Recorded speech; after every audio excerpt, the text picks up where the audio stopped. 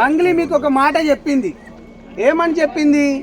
నా ఫ్యాన్ దగ్గర నేను ఇంటికి పోయినా అన్నది. ఇప్పుడు మీరు మీడియా వాళ్ళందరూ అసలు మిర్యాలగూడ ఎక్కడ, మాల్ ఎక్కడ, ఇది సింగిల్ రోడ్ మీరంతా చూస్తున్నారు. మీకు ఇట్లా వివరించుకుంటూ పోవడానికి అని చెప్పేసి బాధితుల దగ్గరికి వచ్చిన ఒకసారి బాలాజీ ఇంటిని ఈ విధంగానే డబ్బులు ఎవరైతే ఇచ్చినప్పుడు ఒక అతను చనిపోయినప్పుడు తన ఇంటిని ఏ విధంగా కాల్చి పగలగొట్టారో మీ మీడియా వాళ్ళు మొత్తం చూసుకోండి. మనం ఇక్కడ నుంచి ప్రతిదీ మీకు వివరించుకుంటూ పోతాం. ఒకసారి చూడండి. అది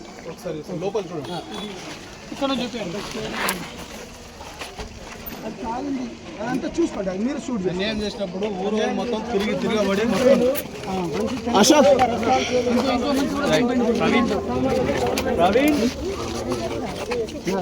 బాధితులు మొత్తము ఇల్లు తగలబెట్టింది.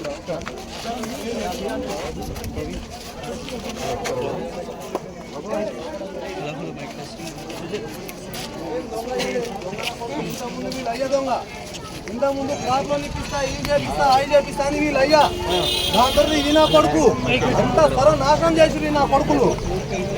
ప్లీజ్ దయచేసి మాకు జర మేము చచ్చిపోయే పరిస్థితి ఉంది మేడం. సార్లు మా పైసలు మా బతుకు న్యాయం చేయండి.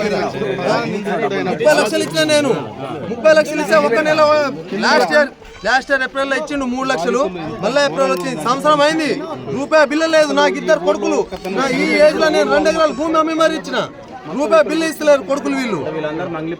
మంగ్లీ పేరు, సిమెంట్ ఫ్యాక్టరీలు ఇవి ఉంది, అవి ఉంది అని చెప్పి అంతా నాశనం చేసి.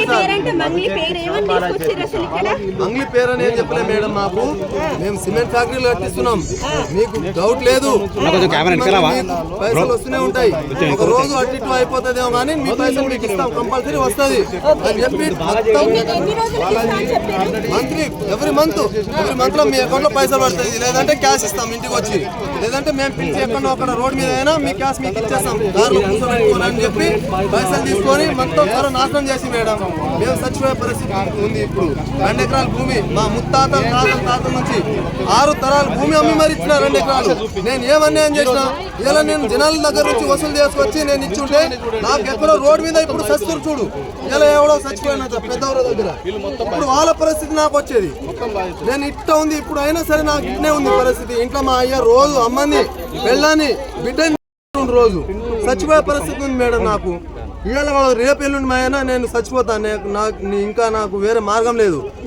ఏదో ఇంకా వీళ్ళు ఇవాళ ఇస్తారేమో, రేపు ఇస్తారేమో, టైం పెడుతురు, ఇస్తారేమో, వస్తుందేమో అని నమ్మకంతోనే బతుకుతున్నాం తప్ప ఏం లేదు.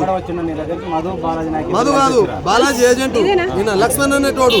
ఈయన కొడుకు నా ఇంట్లో వచ్చి మరి తీసుకొని కూడా కట్టిండు పౌల్ట్రీ ఫామ్ ద్వారా వానితో పరిచయము.